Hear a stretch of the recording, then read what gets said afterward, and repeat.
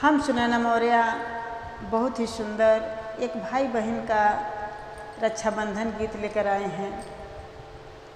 रक्षाबंधन भी आ गया है तो आप लोग फुल आवाज के सुनिएगा और जैसा भी लगे एक छोटा सा प्यारा सा कमेंट देकर हमें ज़रूर बताइएगा। चलिए सुनिए। राखी के कदर एक भाई जाने वो अपन फर्ज निभावे। राखी के कदर एक भाई जाने वो अपन फर्ज निभावे। आवे देवे ना कौन मुसीबत वो प्यार हम पे लुटावे। आवे देवे ना कौन मुसीबत वो प्यार हम पे लुटावे। रेशम के हम धागा यही से बंधन बाजुड़ल। रेशम के हम धागा यही से बंधन बाजुड़ल। रक्षा बंधन के त्योहार बाटे भाई से जुड़ल। रक्षा बंधन के त्योहार बाटे भाई से जुड़ल। राखी के कदर एक भाई जाने वो अपन फर्ज निभावे। राखी के कदर एक भाई जाने वो अपन फर्ज निभावे।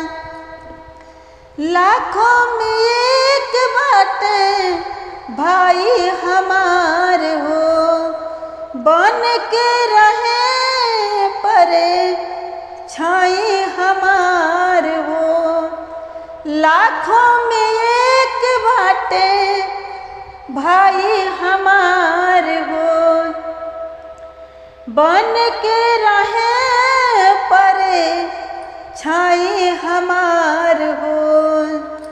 जन्मों जन्म के श्रद्धा बाटे आज जुड़ल। जन्मों जन्म के श्रद्धा बाटे आज पुरल। रक्षा बंधन के त्योहार बाटे भाई से जुड़ल। रक्षा बंधन के त्योहार बाटे भाई से जुड़ल। राखी का कदर एक भाई जाने वो अपन फर्ज निभावे। राखी के कदर एक भाई जाने वो अपन फर्ज निभावे। आवे देवे ना कौन मुसीबत वो प्यार हम पे लुटावे।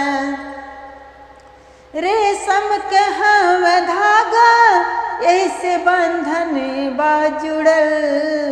रेशम के हम धागा यही से बंधन बाजुड़ल। रक्षा बंधन के त्योहार बाटे भाई से जुड़ल।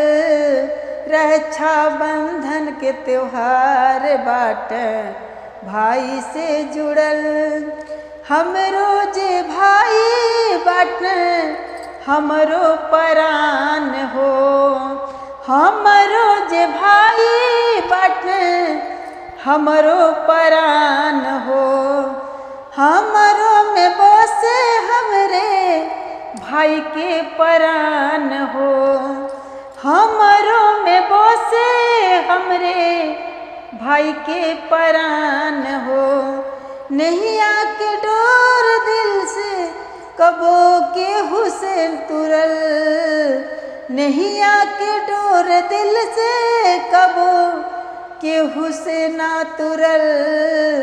रक्षा बंधन के त्योहार बाटे भाई से जुड़ल। रक्षा बंधन के त्योहार बाटे भाई से जुड़ल। राखी के कदर एक भाई जाने वो अपन फर्ज निभावे। राखी के कदर एक भाई जाने वो अपन फर्ज निभावे। आवे देवे ना कौनो मुसीबत प्यारे हम पे लुटावे। आवे देवे ना कवन मुसीबत यार हम पे लुटावें।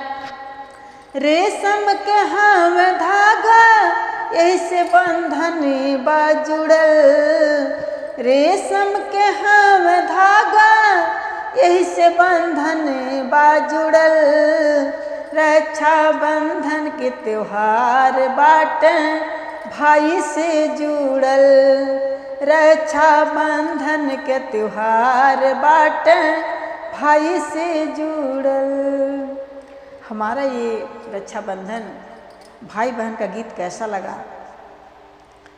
आप लोग पसंद आए तो ज़्यादा से ज़्यादा शेयर करिएगा, कमेंट बॉक्स में हर हर महादेव लिखिएगा।